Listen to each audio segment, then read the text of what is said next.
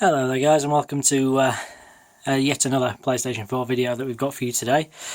Today we're sticking with the White Light of Death theme, and this one has actually come in as a failed repair. Now then, the guy who owns this machine has kindly let us have a look at this one after a shop that was fairly local to me in the Heckman Wyke area. Actually had a look at this and said that it couldn't be fixed, and basically the guy says that they've had it a week and then they've given it him back, so he's kindly let us have a look to see if we can spot what's wrong with it. So bearing in mind that that was the case, you sort of sit here and think, well, you know, there obviously is a bit of an issue. You know, maybe there's HDMI encoder IC, maybe there's some trace damage, component failure maybe. So anyway, this thing turns up, and have a look at this, and bearing in mind they said it's not the HDMI port. The seals for the warranty are well and truly intact, so they haven't even been in this. There you go, see? Still completely sealed up, very nice. Have a look straight down the back of the HDMI port, and it looks a bit bent and a bit nasty, doesn't it? And then, oh dear, look at that. Two pins push nicely up into the back of the HDMI port there. Yeah, so remember boys and girls, this isn't a faulty HDMI port. Those pins that are sticking up at the back there are pigments of our imagination, and they don't really exist. So so this machine does start up to a white light, and it is of course a faulty HDMI port, and anybody with a pair of eyeballs can see that that is a faulty HDMI port. So what we are going to do is we are going to replace that. Now bearing in mind the last sort of White Light of Death video we had on was a really quick sort of explanation of the issue. Here we go, we've changed the HDMI port, let's plug it in and test it, and of course it worked nicely. Now the reason why it's a bit of a strange format for this channel, obviously. Now the reason why we had to do it that way is because we were having a few teething issues, shall we say, with the equipment that we use, or that I use, should I say, and that has since been eradicated with the purchase of a brand new hot air station, which is sat over there.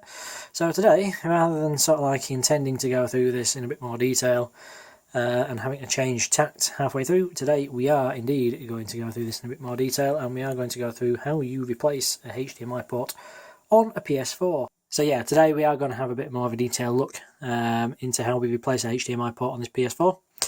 And hopefully today you're going to learn something a little bit more than what we did on the last video. It's more like a show and tell, if you like, but today we're going to go into you know, a pretty decent tutorial on how you can change your HDMI port on your PlayStation using a hot air wand.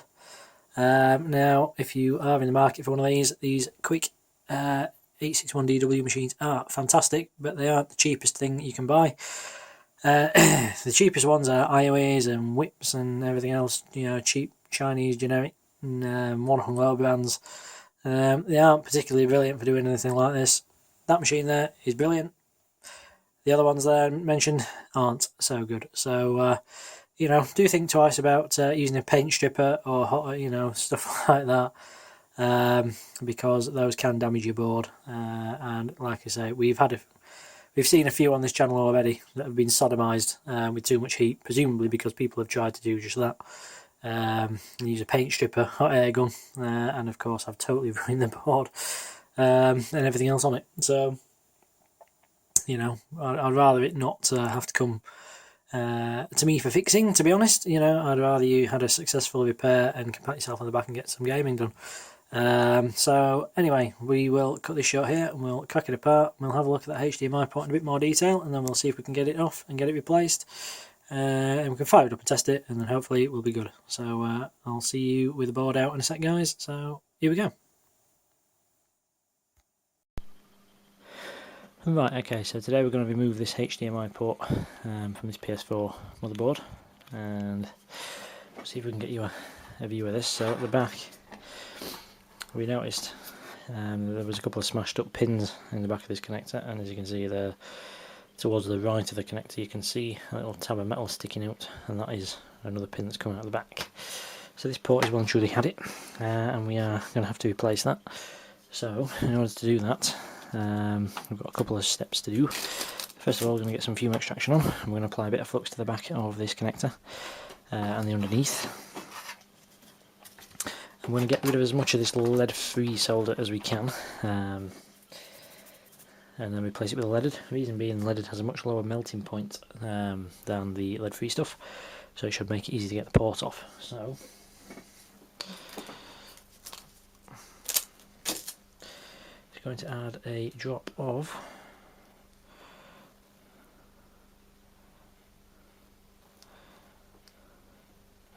flux at the back of this HDMI port on the ground pins there.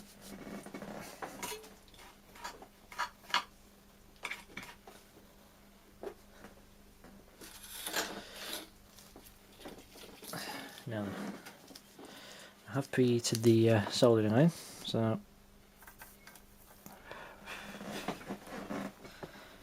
put some fume extraction on.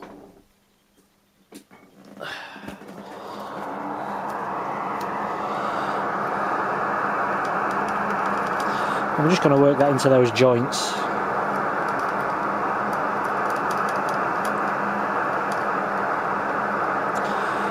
And that will absorb into the lead-free and should largely lift it away.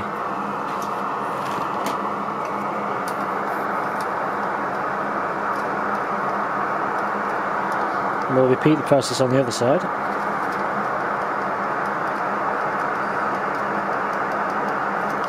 And this will also help to preheat the ground plane that this port connects to,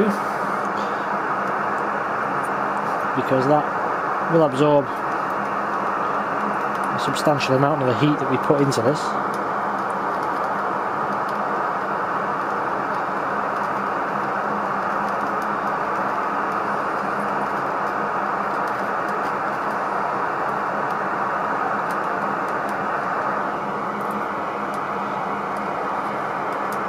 So we're just working the iron back and forth.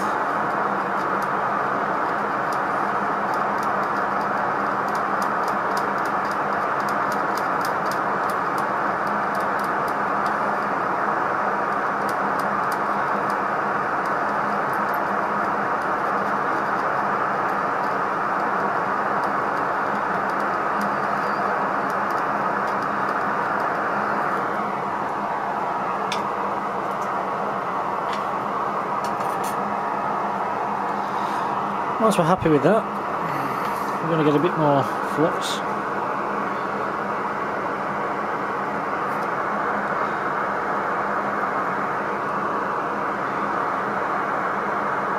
You'll notice that the board's fairly warm now because it more or less instantly turns to liquid rather than sitting as a paste on the surface.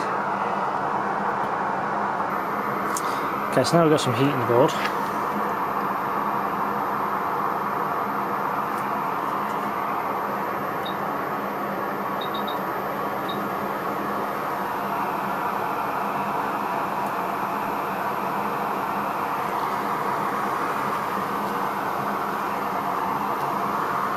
Temperature is on 485, airflow is at 65 litres a minute.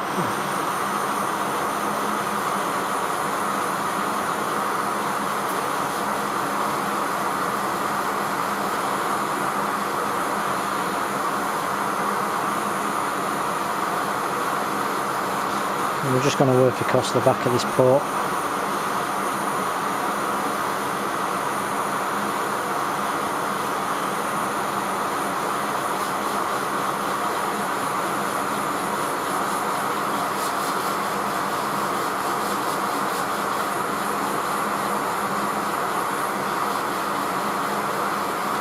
I start to notice the solder is going quite shiny.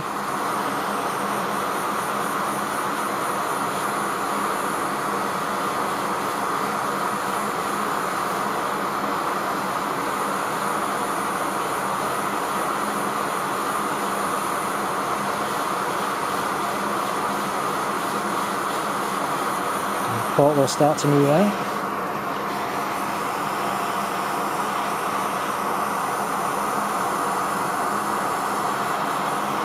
there we are.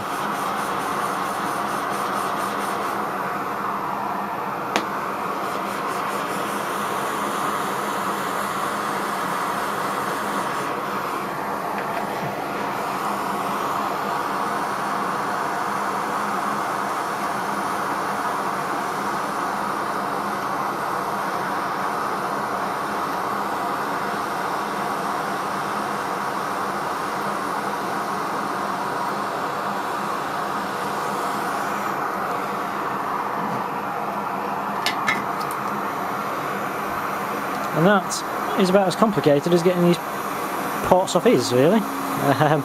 You just need a quality air station, you know. Now, if you tried to do that with an IOE or something of that nature, you're wasting your time. Now do be careful when you pick this board up, because the ground plane is going to be really rather warm.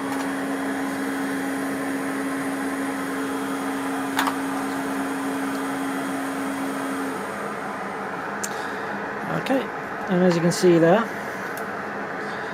our port is removed, and our pads there are nice and clean and shiny, and there is no lifted pads or anything of that nature there. Just going to add a drop of flux.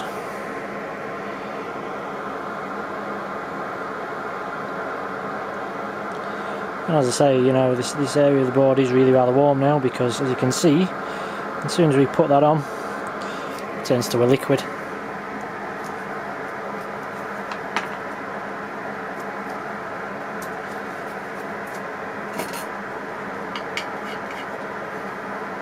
We'll get the thick point of our soldering iron now.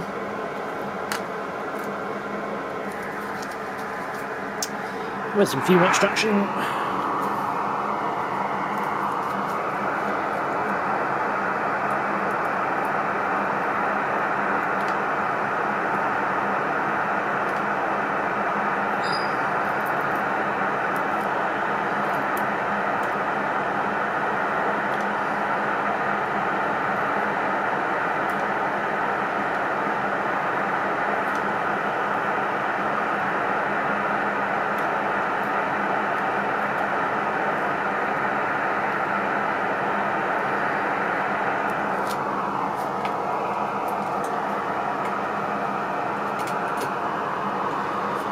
Okay, so I'll take some more leaded soldering. I'm just going to run that along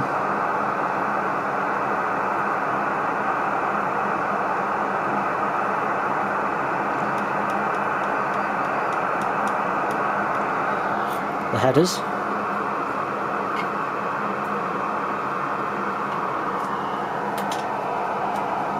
Port.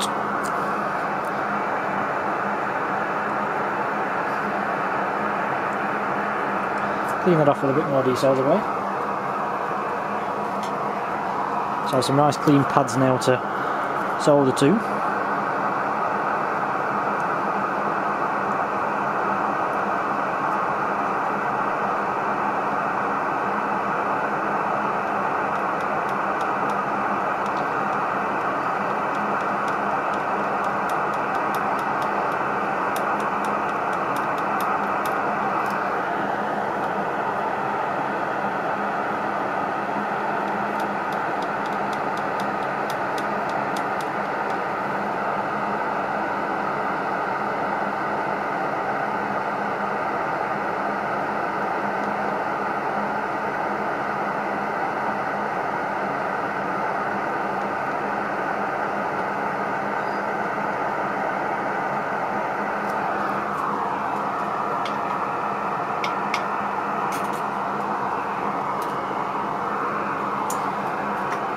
Okay, so we've just dragged some leaded solder across those pads now to tin them up, so that will give the new port something to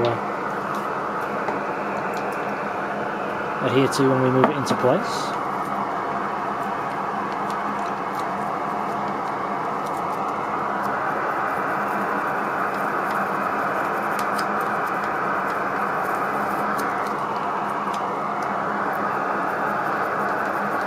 Now we're just going to give it a clean over with some alcohol.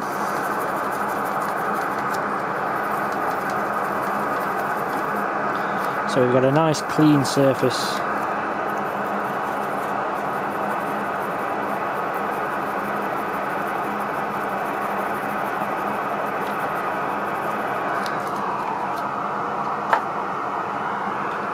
To install our port 2.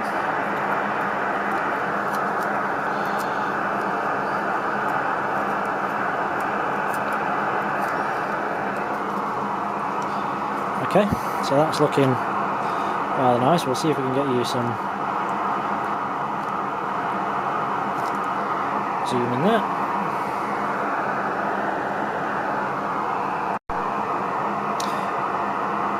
Right, okay, so we have our nice new shiny port just here. And basically, to refit this, all we do is we line it up roughly on the board where we want it to go.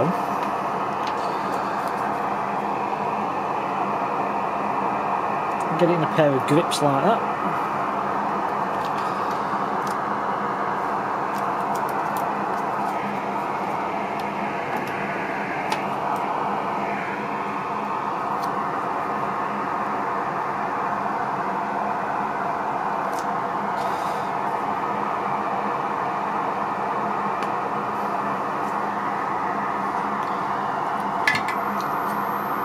We get our hot air again.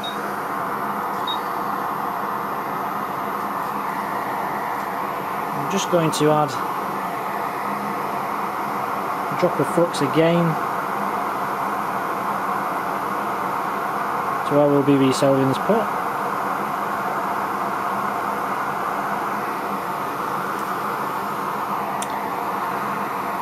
And then offer it up.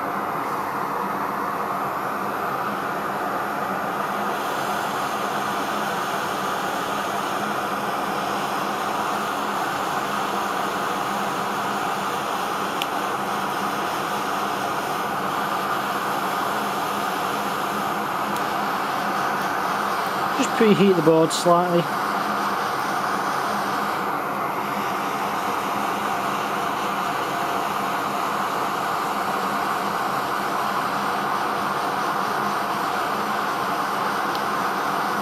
And once you start to see the solder go shiny, offer the port in.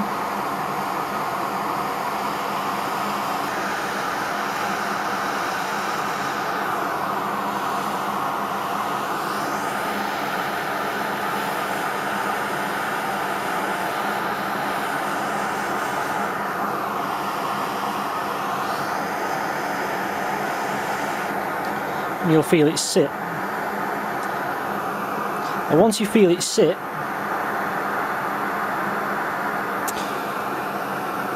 you will have a degree of movement. Now what you want to do is move the port around until you look down the back and you can see that the pins on the back of the port are lining up nicely with the pins, or the contact pads should I say, on the base of the board.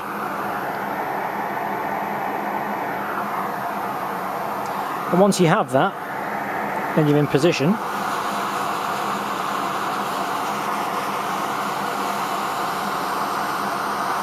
just apply a little more heat and just make sure that the port is sitting flat to the board.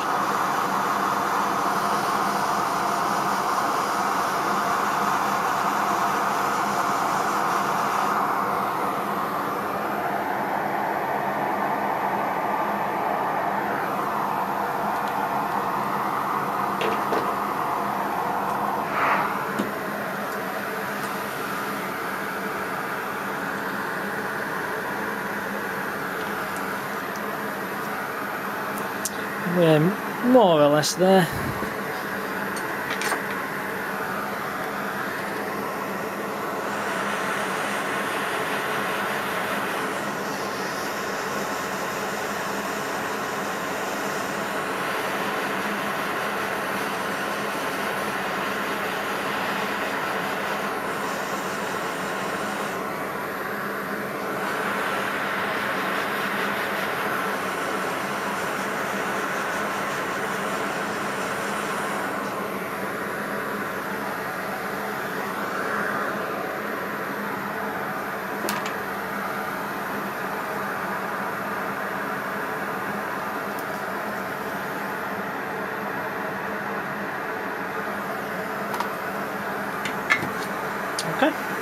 I'm happy with that.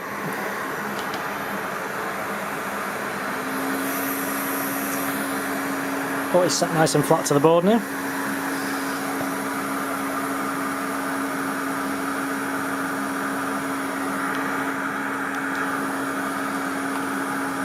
You can see.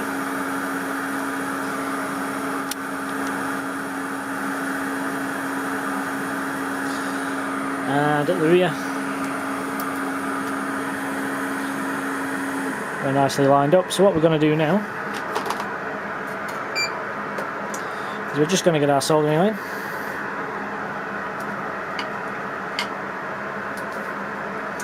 and I'm going to change the tip.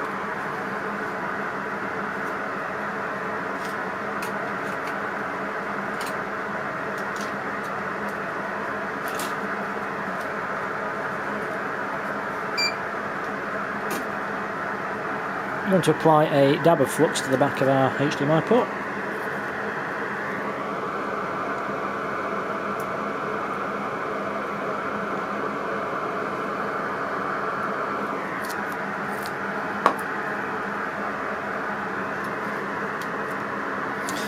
And then what I'm going to do is I'm just going to touch each pin with the iron, make sure it's flat to the board, and that the solder actually wicks up. So by applying the flux and applying a little bit of heat to the leg of the HDMI port, will encourage the solder to flow from the pad up through the leg and make a nice solid joint. So we're just going to go through and do that on each pin now. So you might not be able to see a lot of this because I'm having to do it at an angle, fairly close up to it, because it is fairly delicate work.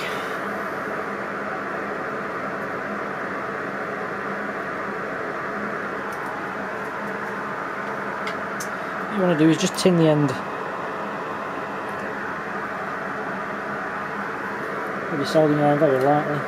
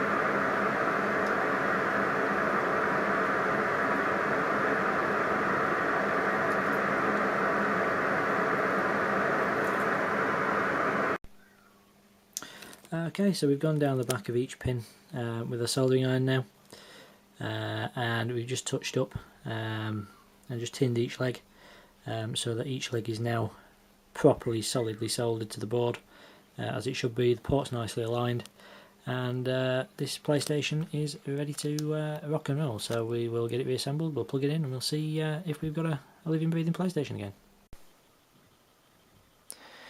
Right, okay then ladies and gentlemen, so we've replaced the HDMI port on our PlayStation, and we've got it partially reassembled just down here, as you can see. So we've got it hooked up to our monitor via HDMI, the power's all in, so we're just going to fire this up and we'll see if we get any signs of life out of it now. So, the power's going on, we've got a blue light. Fans are spinning up, and it looks like we've got some sort of signal on the monitor there.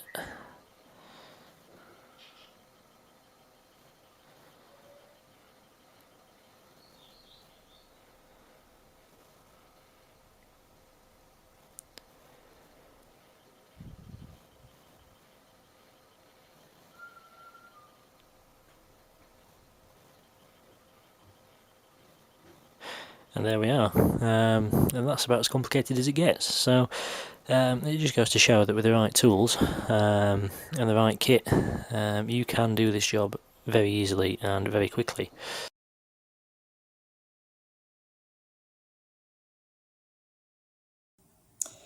Right, ladies and gents, so just to wash up on what we did there with that HDMI replacement tutorial.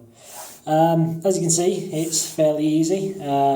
If you've got the right kit to do the job, then it's very easy. But that's the important thing, of course, is to make sure that you have got the right kit. Now, as you can see, and as we've shown, you know, the process is simple and straightforward, and there isn't a lot to it. If you've got the kit to get the board hot enough, and you can get enough heat into the board without putting too much stress on it, then as you can see, you know, then anybody can do this job. The only trouble is that you do need to make sure that you have got the right kit, because if you try to use anything other than the appropriate gear, so, you know, yes, you could have a go at trying to attack it with a paint stripper and things like that, but please do think twice about it, because as we said earlier in the video, you know, it is possible to quite easily destroy the board. We've seen other videos on this channel already. There's only a handful of them at the moment, where, you know, people, even legitimate so-called repair shops, have attempted to use equipment which isn't suitable for the job, and have totally more or less rendered the board useless. It's only out of some, you know, pretty full-on rework that we've actually got them back to the land of the living. So, you know, please do think twice about using anything other than the appropriate equipment. But that, again, brings me on to my next point, is that, bearing in mind, you know, when I started out, I bought equipment that sort of did a job, but it wasn't the best. It was fairly cheap. My new equipment that I'm slowly acquiring is of a more professional standard, and to be honest, from using it, and it shows. And my previous hot air station was an IOE 961, I think it was. And to be perfectly honest with you, for doing this sort of work, it was useless. And that cost me about 120 quid about 3 years ago.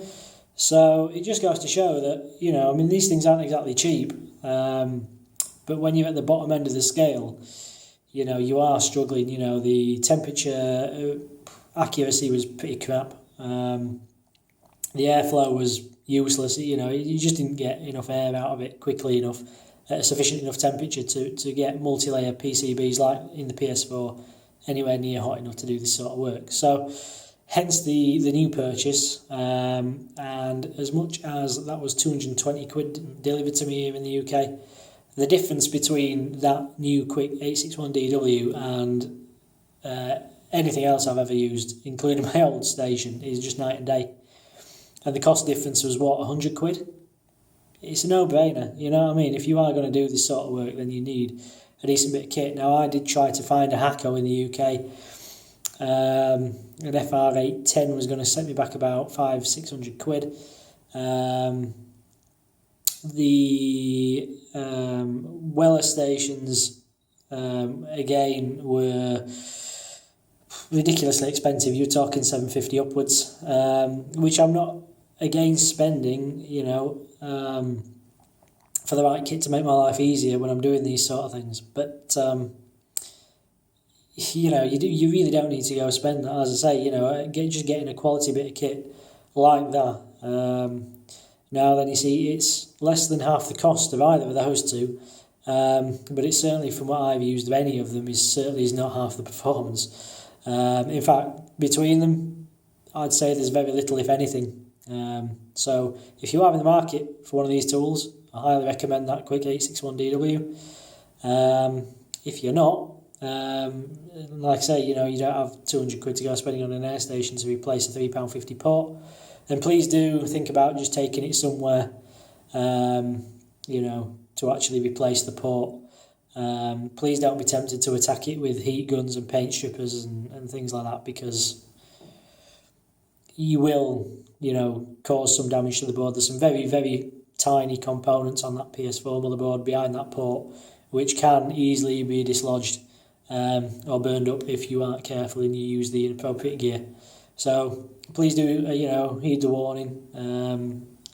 If you want to see what can happen by using the inappropriate kit, then feel free to check out the other video on this channel, the PS4 repair from hell, the HDMI replacement that went wrong, and that was done by a so-called professional at a proper shop. So an inexperienced home user with a paint stripper or something along those along those lines of that nature.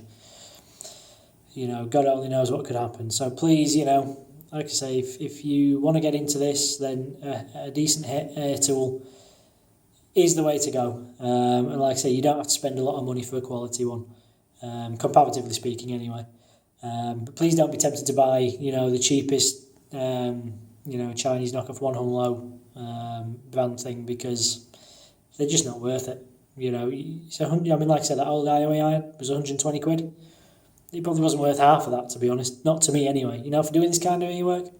If you were on a single layer motherboard and you were doing 1 or 2 prototypes, I think, yeah, all right, you'd probably get away with it. But on a multi-layer PCB, such as the PS4, nah, you're wasting your time. So, like I say, just to sum up, it's a nice, easy job if you've got the kit.